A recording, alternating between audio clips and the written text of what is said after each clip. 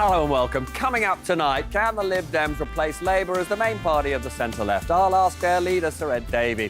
Why hasn't Labour fixed the public finances as they promised? The new Treasury Chief Secretary, James Murray, will explain. Will the UK's recognition of a Palestinian state achieve anything? A former US State Department official, Aaron David Miller, has a view. Pippa and Screeney have the data on how much taxes will have to go up at the budget.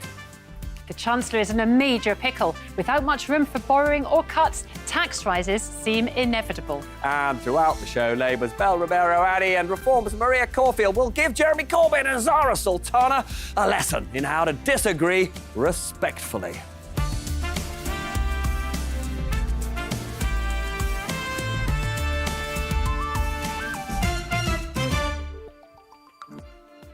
Watcher, I have a question.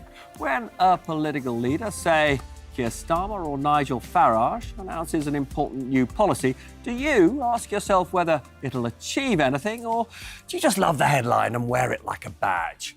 This matters in a world bossed by Donald Trump, whose genius is performance, manipulating emotions, positive and negative, through what he says and does. So, his tariffs and immigration controls are terrible economics, but they reinforce his MAGA political message that America is exclusively for Americans and the rest of the world can hop off. Farage is a chip off that block. He announced today that hundreds of thousands of migrants who were wooed here by Boris Johnson after Brexit should be compelled to leave. That would probably be a disaster for the NHS and many important businesses, but its symbolism will appeal to large numbers of British people. But performative politics isn't unique to the insurgent populists. That arch-technocrat, Keir Starmer, has just announced that he will recognise a Palestinian state, as are fellow technocrats, Carney of Canada, Macron of France and Albanese of Australia. Ask them how the commitment will translate into materially better conditions for Palestinians. Ask them for a detailed route map from state recognition to actual statehood. There's a deafening silence. But it salves the consciences of their humanitarian supporters. It's what you might call anti-populist performance. As for the Tory leader, Kemi Badenoch, she insists she doesn't do performance, only meticulous policy. Well, maybe. The shame for her is that the number of people actually listening to her appears to be shrinking by the day. Pippa. Rachel Reeves has got a really challenging budget coming up this autumn. The Chancellor has got three real levers she can pull: cut spending, borrow more, or put up taxes. So let's take a look at where the government spends its money at the moment and see if there's any wriggle room. Health, in the blue here, is the biggest item, followed by welfare in red, which is over 20% of all government spending. Pat McFadden is now in charge of welfare and hasn't ruled out having another go at cuts. But this could go up by 3.5 billion quid if the noises about scrapping the two-child benefit cap are on the money. Debt interest, here in green, is also huge. Over £100 billion a year spent on payments. More borrowing would drive this up even further. Add in the rest, and spending hits over 1.28 trillion quid. Now, this chart from top geek Simon French shows us the rise in bond yields. That's the interest the government pays on its debt. Take a look at the yellow line here. That's the UK, and the shaded area is the rest of the G7. As you can see up here, we have become an outlier. More borrowing might be seen as reckless, and Rachel Reeves will not want to spook the markets, which is why everyone is talking about that final option, tax rises. But that isn't easy.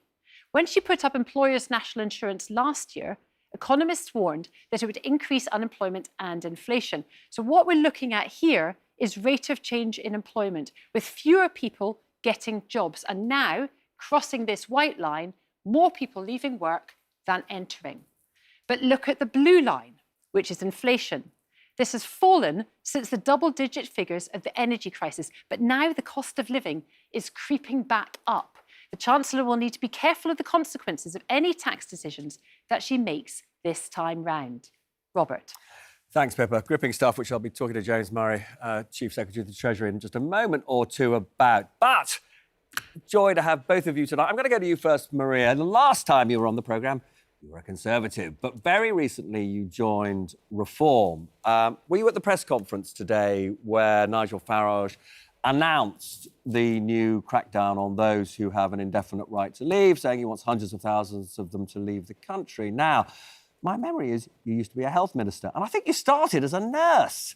So you'll have heard the Royal College of Nursing say that this policy will be a disaster for the health service. That must cause you concern. Well, I'm still nursing, so I returned to, Are you still to nursing? I'm nursing now, so I wasn't at the press conference. I was at work today. But you know what Nigel is saying is that the indefinite leave to remain system is just not working for people. You know, when For who? people, Sorry. well, for the country, for ordinary taxpayers, because when you've got indefinite leave to remain, it entitles people to benefits, it entitles people to bring dependents, and we're not saying that people can't come to this country to work, but they have to do so on a visa, and there'll be strict criteria, because at the moment the immigration levels are just completely out of control, and part of Brexit was about taking back control of our borders. But just very briefly, that the income level they seem to be setting would mean that lots of nurses who are here on indefinite leave to stay, as it were, would have to go home again. Well, what we're seeing at the moment, when the Conservatives were in government, they increased the amount of training for, British nursing students. We've got British nursing students qualifying this month that cannot get jobs in the NHS. We've got the same with dentists, we've got the same with GPs, and so there is a pipeline of domestic trained NHS staff who cannot get jobs at the moment, and so we need to address that balance as well. There's no point training people domestically if they then can't get a job once they're qualified. Yeah, no, I'm sorry. It's simply not true that those individuals are not getting jobs because there are other people in those jobs. There's an issue of recruitment throughout the NHS, but please, I think... Well, that's my experience. No, I work in the NHS. I think it's wrong to mislead So you haven't people. got a shortage where you're working of people? Yeah, there is a shortage. Because all the stats show there's a shortage. There's an absolute shortage, which means there are spaces for them. So I think it's wrong to perhaps mislead people into believing that the reason why they don't get those jobs is because there are shortages of staff, but there are job freezes across NHS trusts across the country, right, because trusts haven't got the money to be able to employ people. But that doesn't mean that the people that are already working now are preventing them from... I didn't say that. I'm saying Well, that people I think qualifying that's what the as nurses, implication as was. GPs, as doctors, and they cannot get jobs. And But we're talking about immigration policy, so presumably you're saying that the reason why they're not getting these jobs is because migrants have these jobs, which simply isn't true. The jobs are available, they're just not being put in the jobs by the NHS trusts. So what I'm saying is that the vacancies that used to be there are no longer there because there's job freezes across the NHS. Are very and we have much got there. domestically trained, they are not. There's job freezes across the country, and we've got people domestically trained as doctors, GPs, nurses that cannot get jobs, and yet we're still, and that's why Nigel you could is ask looking someone to at look that. on these different websites now to see where the vacancies Certainly, are absolutely there. Maria, I have to say, whenever I look at the data, there does still seem to be a massive shortage of qualified people for the health service. So, it's great that we're training up new people, but why would the RCN say it would be a catastrophe if it isn't going to be a catastrophe? So I think they're worried about people who are already working here, and because Nigel's been very clear, it'll be a retrospective policy. But that doesn't stop people from, the new system that we put in place is on a visa system rather than indefinite leave to remain. So it's not saying that people can't come to the UK to work, but it'll be on a different system before they go to indefinite leave to remain. I'm going to come back to both of you in a minute or two, but I've now got to go to James Murray. I'm delighted to see you here today, and I'm actually going to go back to some of the data we saw on the screen with Pippa, and I want to go, it feels like almost yesterday, but obviously it was almost a year ago that we had that budget, 40 billion in tax rises, an enormous amount of money, and that was supposed to be the budget, Chancellor Rachel Reeves said this, that was going to fix the public finances once and for all, and you haven't. You really mucked it up. No, look, that budget last year fixed the foundations after what we inherited from the Conservatives. We know that there were huge unfunded spending pressures which we inherited because, frankly, the Conservatives just lost control of the public finances. You're just agreeing with me. You're saying that the budget was supposed to fix the public finances, but we now know that there's another 20, 30, possibly 40 billion you're going to have to find. So you didn't fix the public finances, and this is on your watch. No, you're quoting numbers there, but what's happening is the OBR, the Office of Budget Responsibility, are doing their work now to set out their economic forecast.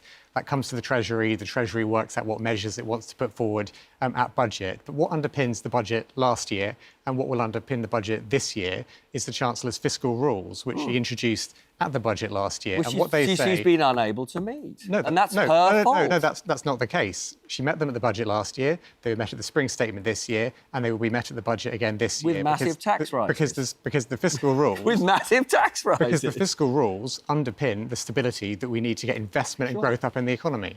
No, but just to be clear, meeting the fiscal rules by putting taxes up again will be seen by most voters as a Labour failure. Well, no, because let me tell you what that presentation by Pippa, I think, was missing, which is the growth lever. You were talking about... And growth has been flatlining at like 1%, you know. We were the fastest growing G7 at economy 1%, which is pathetic. In the first 6 months of this year, the fastest growing economy in the G7. It'll be a fraction, if you're lucky, it'll be a fraction over 1% this year, which is pathetic. Look at everything we're doing in terms of the planning reform, in terms of Gatwick, second runway today, Heathrow, investing in nuclear energy, all of the stuff we're doing to go for growth. And that's crucial to making sure people have more money in their pockets and more sustainable public So can I just ask you, since you are stressing that growth is, I'd say most people out there are going to be slightly surprised by this view that growth is absolutely wonderful. So you're saying that you're not going to need to put taxes up. Robert. Are you saying you're not going to need to put taxes up? You can't just put out a phrase mid-sentence and expect me not to come back. We're not saying there isn't more to do on growth. Of course there's more we want to do on growth. We want growth to be stronger. We want to do everything we can to get that up. What I'm saying is that is our priority. And so if you look at all the changes we're making, big changes to the planning system, big decisions around runways at airports,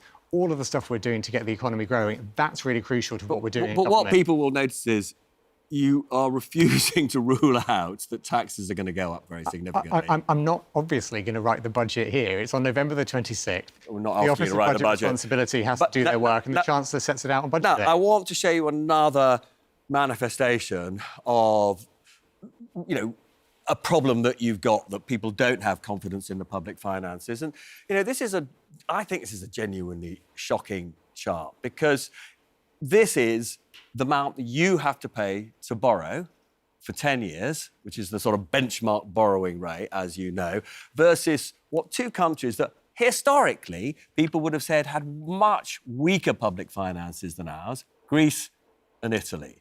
And since you came to power, you just look at the last section, the gap between what you pay to borrow and what they pay to borrow has widened. Investors have lost confidence in you.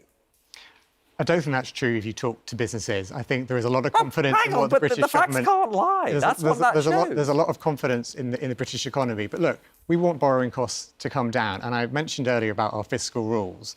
And one of the reasons why the fiscal rules, one of the reasons why the tight grip on public spending is so important is to bring down inflation and to bring down the cost of borrowing. And that's a crucial part of what we're doing.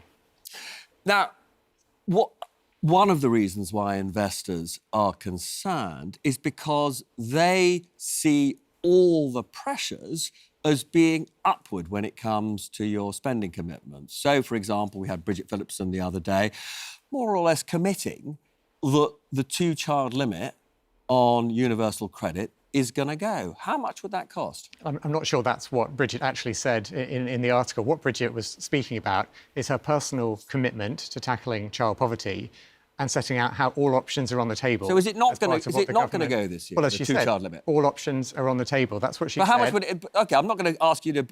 You're obviously not going to tell me precisely what's in the budget. But how much would it cost to do that? I'm not going to start costing things live on air either. Well, I mean, everybody says it's about £3.5 billion. How would you pay for it, given, you know, we've just seen how much the public finances are under pressure? Where's this money coming from, if not from tax rises?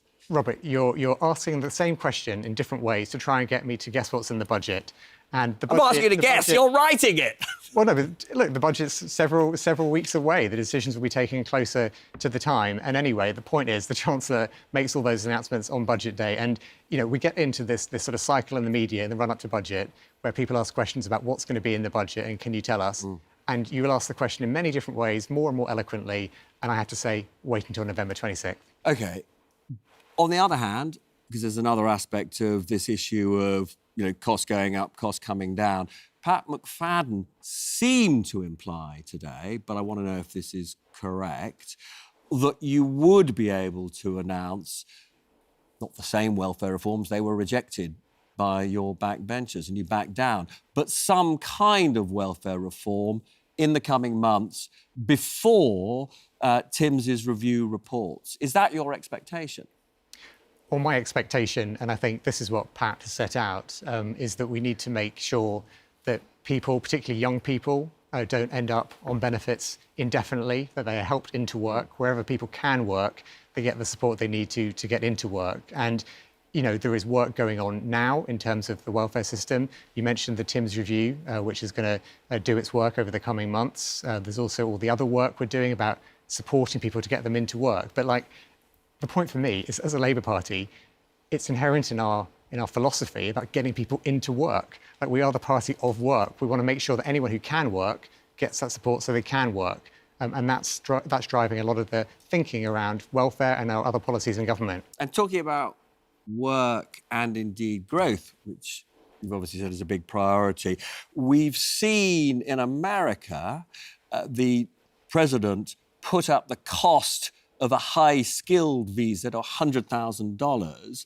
The FT says you are thinking very actively about actually having no fee for people who've got the highest skills coming here. When will we see a policy of that sort? I'm not going to announce any policy on your show tonight, I'm afraid. But are you moving in that direction? But you can see what we did at the last budget, for instance, with the foreign income and gains regime, to make sure that people who come here for a short period of time can come here and have an appropriate tax treatment for that. So we want to make sure that we are encouraging people from around the world who can contribute to our businesses and invest in Britain and help our economy to grow, that we're getting those high-skilled people to contribute to our economy. Because, as I said right at the beginning of the show, economic growth is our way to putting more money in people's pockets and putting the public finances on a more sustainable footing. James, thank you so much for coming in. Lovely to talk to you. Thank you. Pippa, I think you've got a couple of questions. Yeah, Belle, James talked about welfare. How would you feel if the government comes back for more welfare cuts? And do you think they could get it past Labour MPs this time? To be honest, I wouldn't understand if they did. It was hugely unpopular, not just with MPs, but with people right across the country. There has to be another way.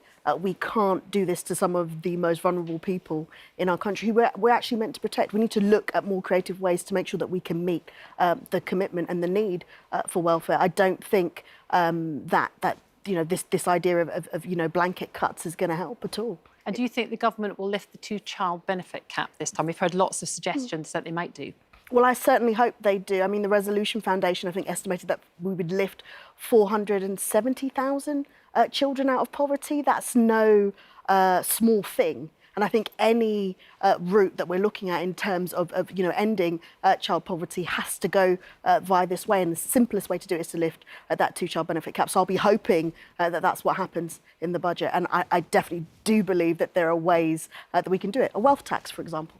And James, can you give any hope to Belle that she's going to see the abolition of the two-child limit? James has already said he's not going to answer your question. Belle knows my answer to that question. No, I mean, he's not. But I hope that's what you do, James. And if you would like any tips on how you might do it, a wealth tax, I'm really happy to talk to you about that. You want to engage with a wealth tax tonight? Not tonight. Maria, I've got to ask you. There was, what shall we say, a slightly resonant phrase from Nigel Farage today that Tories who join Reform have to repent. Are you feeling repentant of your time as a Tory? Well, we definitely, my values haven't changed, actually, and I just feel that Reform better reflects that now. And it's not just about policy issues, because my concern about the Conservative Party at the moment is if they were back in government tomorrow morning, that none of the lessons would have been learnt from, what we didn't get done when I was in government previously. And, the announcement by Nigel Farage today in Reform just shows that they're not just about new policies, it's about doing things very differently, reforming the system, whether that's immigration, whether that's welfare, whether, that's government as a whole and the way that country does business. So for me, that's why I've joined Reform, because it's not just about changing policies and tweaking the edges. It's about fundamental reform of some of the core systems. But yes, the Conservatives got things wrong, and I don't think there's an appreciation about how angry people are that the policies may have been right, but there was no delivery. And people feel that, you know, when Brexit happened, there was no taking back control of borders, laws and money. And that's why people are angry and haven't forgiven the Conservatives. Just very fast, because I've got to go to Pippa, but very quick question to you, Maria, again. Will you stand as an MP for Reform? I'm not sure that I will. It's very tough being an MP. And I did it for 9 years and I was a candidate before that. Must be tougher being a nurse, isn't it? Well, it's a different toughness. Okay. Being an MP is really hard work, and I don't think sometimes people appreciate what a difficult job it can be. It obviously is. Pippa. Now, it's conference season, and I've just jumped off the train from the Lib Dems get-together in Bournemouth. They, like other parties, are thinking about how they engage their supporters, and we've seen some really interesting movement. Now, this chart from Jane Green and Marta Miori at Nuffield College shows how many seats each party secured from the share of the vote they won. The red line represents Labour. See how it's gone up and down over the years, but how in 2024 it shot up, with Keir Starmer winning a landslide 411 seats on just 33.7% of the vote. Here's the Lib Dems on the yellow here. Davey's party took 72 seats on just 12.2% of the vote, while Reform, this wee turquoise line down at the bottom here, took just 5 seats on a bigger share, 14.3%. What this shows us is that the left and the Liberal parties had a really efficient vote at the election. The public knew exactly which party to back in their own backyard to get rid of the Conservatives. But it also means that their vote is very fragile. So it's really interesting to see where that vote from 2024 is shifting. And this chart from James Griffiths at the British Election Study shows that over half of Labour voters have abandoned the party. Despite the alarm inside Labour about losing votes to Reform UK, the number is actually pretty small, just under 8% here, going to Nigel Farage. A much bigger problem for Starmer is the fragmentation of other parties on the left, almost 20%. But government insiders are still telling me that they think that these voters, when push comes to shove, would rather come back to Labour than see Farage in Downing Street. And look at this grey bit here. The same number again say they don't know who they'd vote for, or might not vote at all. So it's all very fluid. For their fantastic analysis, Jane, Marta and James are our Geeks of the Week. Robert. We love a Geek of the Week. That was all absolutely gripping. Thanks, Pippa. Now, a little earlier, I spoke to the Lib Dem leader, Sir Ed Davey, at his party's conference in Bournemouth. He wasn't wearing a wetsuit, slightly to my disappointment. Now, I began by asking him why the popularity of his party had barely shifted since the election, even though Labour's poll rating, as Pippa's just shown, has collapsed.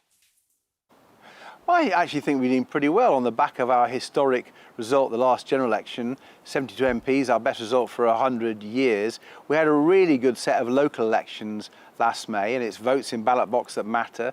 We won more seats and votes than the Tories and Labour for the first time ever. You're right to say that Reform has obviously got a better poll rating than anyone else. And when I listen to the government, I agree with you, they're not doing very well at all. But then I worry about the divisive politics of Reform, and Liberal Democrats want to take those on. So we've got work to do, Robert. No one's denying that. But actually, we've had some real successes. I mean, there's no issue around the fact that British people do want more controls over immigration. Now, there are many who say not only that Farage's crackdown on leave to remain won't work, but it's also brutal. How confident are you that if you take it head on, that actually you'll pick up any support? The truth is, Nigel Farage is wrong. What he's proposing, as I understand it, would be hugely costly, massive bureaucracy, and very expensive for the taxpayer. And he's got form on this, hasn't he? You know, he was one of the champions of Brexit. That's cost the taxpayer tens of billions of pounds and put red tape on our exporters like never before. He is increasingly the person of bureaucracy and cost to the taxpayer, and that's even before you get to the fact that what he's saying to many people who've made their lives here with their children, who've contributing to our society in many different ways, he's saying that they should only have temporary status and in some cases go home. I think that's outrageous policy. It's very bad for our country, and I think it misleads people. But if you look at America, something just like this was promised by Trump and he won. Are you persuaded, convinced that British people are very different from Americans and will reject this kind of policy? Yeah, I think you're right that Farage wants to copy Trump's America in so many ways, on American health insurance, on getting rid of the ban on handguns, on fracking for gas across our countryside. You're right, he does follow Trump, but that's why I think he's going to fail. Because I think British people look at Donald Trump and they're aghast, they don't like it. They don't want Trump's American values in our country. They want British values. I'm increasingly confident that as the battle over the next few years before the next general election pans out, it could increasingly be a battle between the Liberal Democrats and our programme of change, which is more in tune with British values, and Nigel Farage, more in tune with Trump's America. But on that, up and down the country, there are now St George's flags on lampposts, painted on bollards. They are literally everywhere. Do you yourself genuinely believe that this outpouring of, in this case, English patriotism is more outward-looking, has a different set of values from Trump's Make America Great Again? We feel that the flag belongs to everybody in our country, everybody. And I think what Nigel Farage and people like Tommy Robinson are trying to do is saying it only belongs to them. That clearly is not true. I believe true patriotism believes in our country's values of decency, of tolerance, of respect for the rule of law. And when I look at Nigel Farage and Donald Trump, I see politicians who don't believe in those values, don't share those values. And I think many British people, including people who are thinking of voting for reform, look at Donald Trump aghast and say, do we really want that for our democracy? Do we really want to curb the free press, curb the freedom and independence of the judiciary, bully boy tactics on all political opponents? I think Donald Trump threatens American democracy, and I think Nigel Farage will threaten British democracy. So don't go away, because there's much more from Ed, Davey and from Bella Maria in just a minute or two.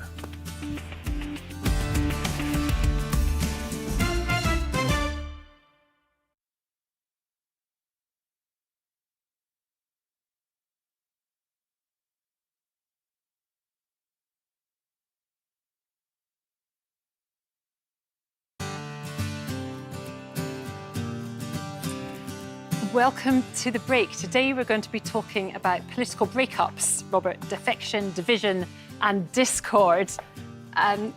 So this week a split emerged in Jeremy Corbyn's new Your Party after Zara Sultana apparently sent an unauthorised email offering party memberships.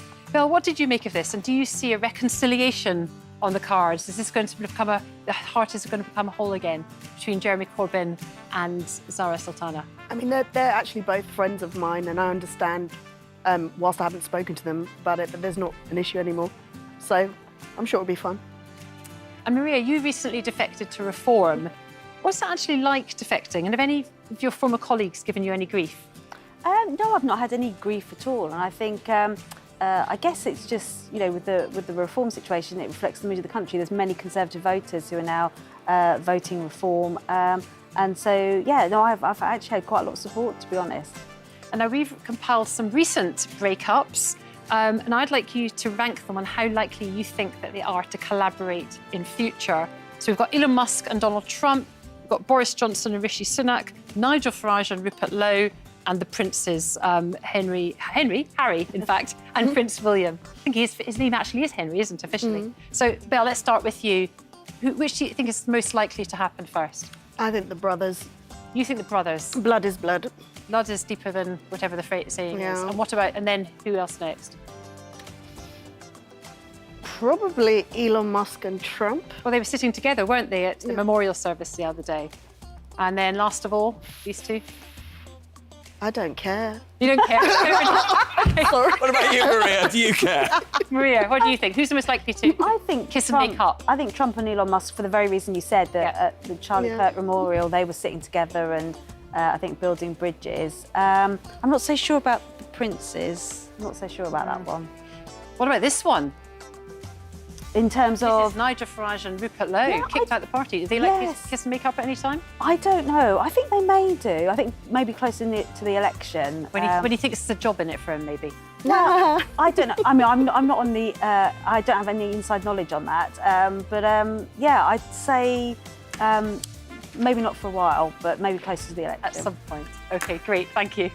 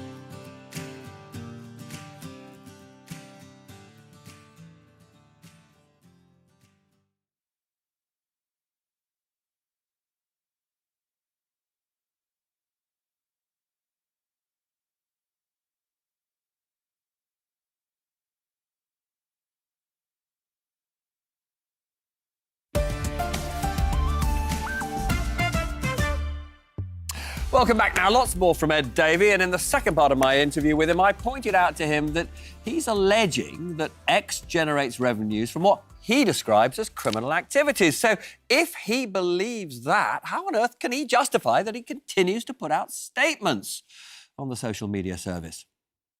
Elon Musk X is clearly breaking the laws, be it the Online Safety Act or others, and it's cut back on its child safety team. So it's clearly not trying even to do its basic legal duties. It's clearly a breach of the law. As regards what we do, the truth is we have to be there to tackle the nastiness. My worry is that the regulatory authorities, governments and other people elsewhere are too afraid to hold him to account. We need to hold the powerful to account. Parliament's passed the laws. He should be held to account. And one of the reasons why you need to stay on X if you're a politician is to hold him to account on his own platform, call him out, as we do. And just on that, I mean, as I say, because of your charge that it's a criminal enterprise, you are trying to summon him to the bar of the House of Commons to be ticked off.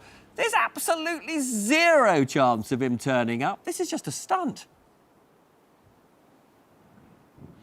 No, I think it's one way of showing to people how appalling this man and his platform are behaving. And you know, let's face it, he has a track record, doesn't he? I'm not sure if you viewers know, but a little while back he said civil war in the UK is inevitable. He called for the the overthrow of a democratic elected government in our country.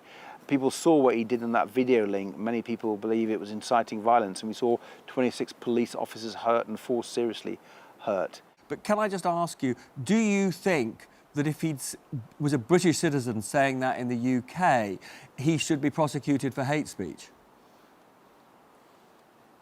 Well, that would obviously be up to the police authorities. He's clearly getting close to the line, if not crossing the line.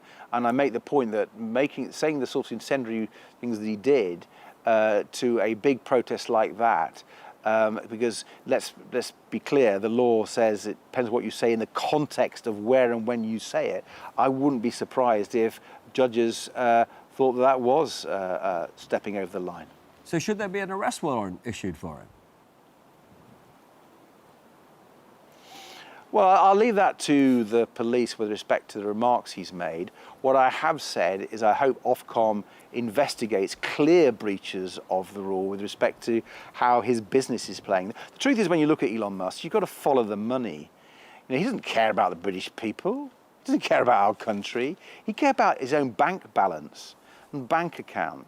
And he doesn't like the Online Safety Act because it regulates his business and he'll have less profits if we tackle him. He doesn't want the digital services tax, and he's using Trump to lobby the Labour government to reduce that. I think we should increase it. I think these rich American billionaires should be held to account, particularly when they're putting our children's welfare at risk. Ed Davey, as always, really good to see you. I'd encourage you to enjoy the weather, but I'm certain you'll be out on a surfboard before the afternoon's over. Yeah, we did the zip wire yesterday. Great to see you. Thanks again. And I should point out that Elon Musk and X have responded to those allegations made by Ed Davey. No, sorry, they've not responded. Can't think why not. But they have claimed they have a zero-tolerance approach to the sort of material he has been referring to. But if I could just turn to you, Belle, and Maria, do you think that Musk was inciting violence when he made those remarks about, essentially everybody there to protect themselves about the coming violence, effectively implying from the left, on the Unite the Kingdom march? Was that an incitement of violence? It sounded like one to me. And so do you think, actually, the police or the authorities in some form should take action against Musk? Yeah, I think at the very least they need to investigate it. I mean, there were so many things that happened at that march, that I actually have to agree were fundamentally wrong, including the attacking of police. I think it was very strange that they didn't have their facial recognition technology there, for example. Perhaps we would have been able to catch more people who had previously been caught up in certain crimes. It seems strange that the police were able to deploy it in Brixton, for example, at Notting Hill Carnival, but at this march weren't able to. Maria, were you comfortable with what you heard Musk say? No, I don't agree with what he said, but I do worry about the freedom of speech across the board. People should be, free to be able to express their opinion, whether it's Elon Musk or, an ordinary member of the public. And we saw that, we've seen examples of where people have put out kind of tweets, not tweets that I agree with, but have had some, severe consequences as a result. And I do worry about freedom of speech. We've got to be able to, even if we disagree with each other, have that ability to be able to, express ourselves without the fear of the police knocking on your door. We saw an elderly woman last week where the police were knocking on her door about a comment she made on Facebook. Whether I agree with it, I don't even know what she said, but, whether I agree with it or not, I am worried that people are fearful of being able to express themselves on social media. It does matter, Belle, doesn't it, freedom of expression? It absolutely does, but it comes with a responsibility. And the responsibility is what you say can't incite harm to somebody else. So yes,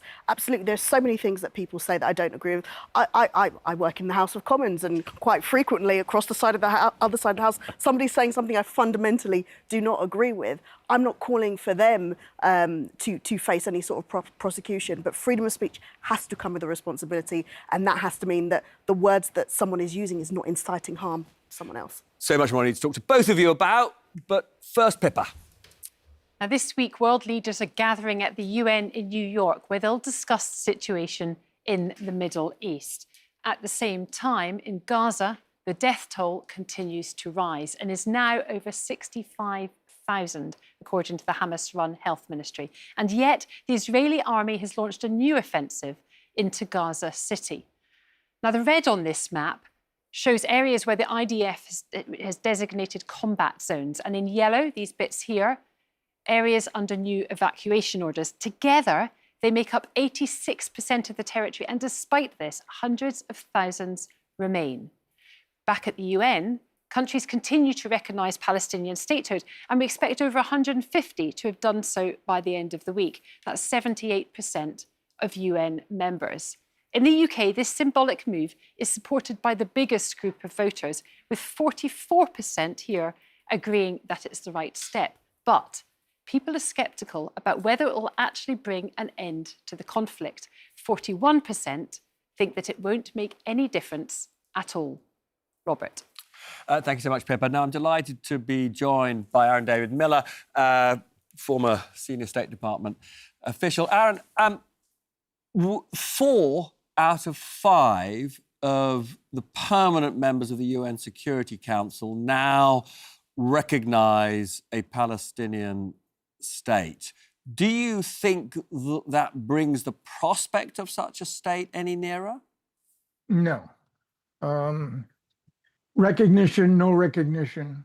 I mean, should the Israelis and the Americans obviously join the international consensus, you would be in business. You'd actually have what I worked on for better part of a quarter of a century. You'd actually have a real negotiating process or a peace process, but you don't have any of that. And we're now nearing the beginnings of the third year of this war. And I must say, the question that puzzles me is this. The three power centers in the world today, key European states, three of whom the Israelis value, presumably, the Brits, the French, and the Germans, key Arab states in the Gulf, and Washington. None of these actors over the last almost 2 years now have sought to impose a single cost or consequence that normal humans would regard as sustained or serious pressure on either of the combatants, especially the Israelis. And I think if you asked me why we are in the beginning of the third year of this war and why the prospects of Palestinian statehood is nowhere to be seen, it's one fundamental problem. We lack leaders in Israel who are masters of their politics, not prisoners of them, leaders to lead a now dysfunctional Palestinian national movement that's now split between Hamas on one hand and Abbas on the other, and a leader in Washington who looks at something for the half a dozen administrations I worked for, Jimmy Carter to Bush 43, regarded as a coherent vision or version of the American national interest. So no, two states recognition is a policy tethered to a galaxy far, far, far away, rather than the realities back here on planet Earth. Now, that's pretty demoralising. Can you at least sketch out what a practical route map might look like? Or in a Trump-Netanyahu world, is that just an impossibility? Right now, over the course of the last 9 months, Donald Trump has, in some respects, followed the course of other American presidents who do not seek out, for any number of reasons, confrontations with Israeli prime ministers. In the case of Donald Trump, though, a pattern is emerging. He wants to end the war in Ukraine, he wants to end the fighting in Ukraine, but not the war. In Gaza, he wants the hostages out and he wants Hamas eliminated. But so far, he has failed to invest much political currency in any sort of rational day after strategy. And then, of course, you have Benjamin Netanyahu presiding over the most right-wing government in the history of the state of Israel on trial for bribery, fraud, breach of trust in a Jerusalem district court, almost 5 years running. He needs to maintain himself in power. And right now, over a government, as I pointed out, that is clearly the most extremist since the creation of the state of Israel. So no, unless there is a fundamental change in Trump's view, which could somehow bring about a moderation in Netanyahu's, I think that this war is going to go on. Aaron, you're depressing me, but it is gripping, so please don't go away. There's lots more I need to ask you. So we'll be back in just a minute or two.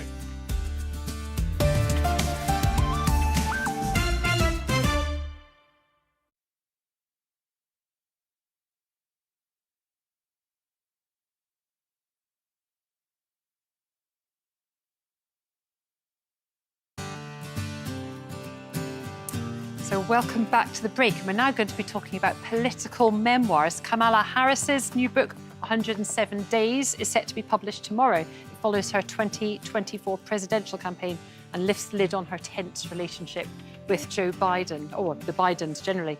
Do either of you have a favourite political autobiography, Belle?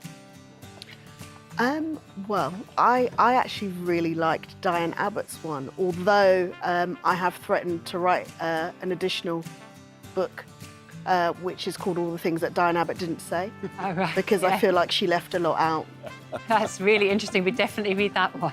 What about you, Maria? Have you got a favourite? I haven't read it yet, but I must make time to read our previous Chief Whip's Simon Hart. Simon Hart's, yes, because obviously there may be a few bits of news that I wasn't aware of at the time. So definitely that's one I want to read. Quite juicy. You'd enjoy it.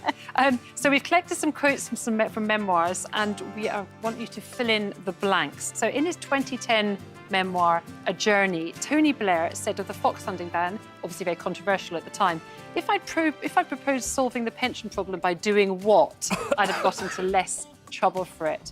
Do either of you, can you think, Maria, what might it have been? Any ideas? It's going to be bumping off old people. Yes. Okay, it's pretty out there. It's, yes, if I'd proposed solving the pension problem by compulsory euthanasia for every fifth pensioner, I'd have got into less trouble for it. So that was a tricky one. Now, in How to Save the Internet, Nick Clegg, who, of course, Robert interviewed last week on the show, said that when he was at Meta, he once received a call from Nadine Dorris, who at the time was DCMS secretary, demanding that what? What do you think she demanded? He promote her romance novels? Yeah, I was going to say, free adverts. Things to do with romance novels? Yeah. Not quite. That she demanded that he take down tweets by Vladimir Putin. And he said, I had to explain to her that Twitter was actually a totally different company and that Putin didn't have a Facebook page. And the last one, quickly, in 10 years to save the West, Liz Truss said that she spent the first weeks as Prime Minister doing what because of Boris Johnson? Maria? Oh, cleaning the bathroom? Cleaning the bathroom, not far off. Okay. How long was she there? She spent the first weeks itching because of a flea infestation at number 10. Some told her the fleas came from Boris Johnson's dog, Dylan. Oh, poor old Dylan.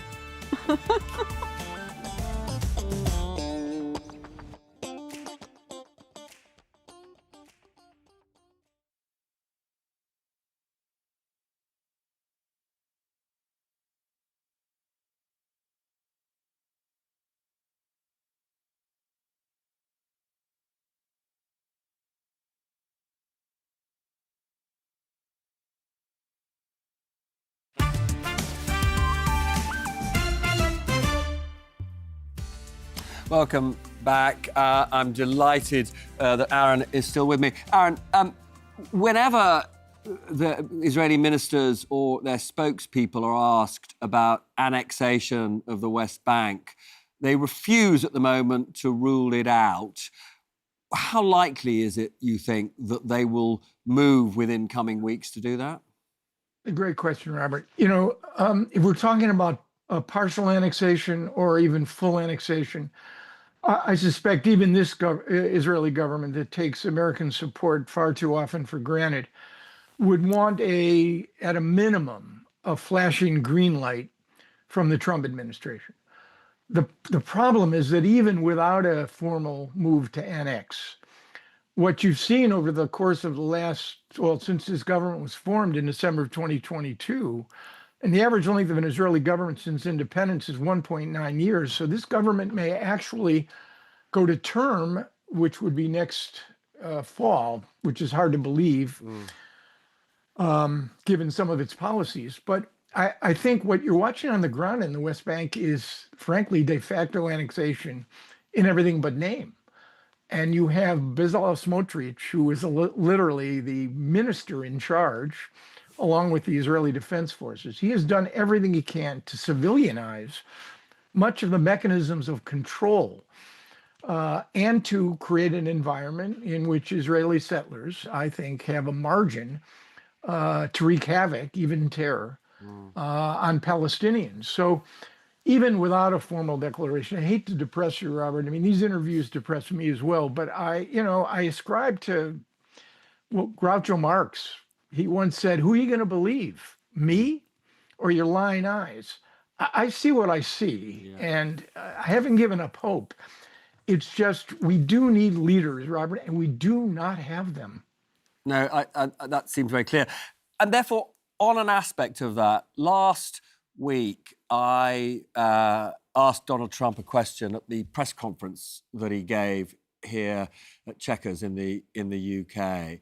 And, you know, I asked him, when would he put pressure, as the only man in the world who can do this, on Netanyahu to stop the destruction of Gaza, to end the starvation, to stop the killing of civilians? And he said, not until the hostages have been released. So I then followed up and I said, well, when they're released, will you then tell Netanyahu to stop what he's doing? And he refused to give that commitment. So the question that was left hanging there is, will Trump never stop Netanyahu?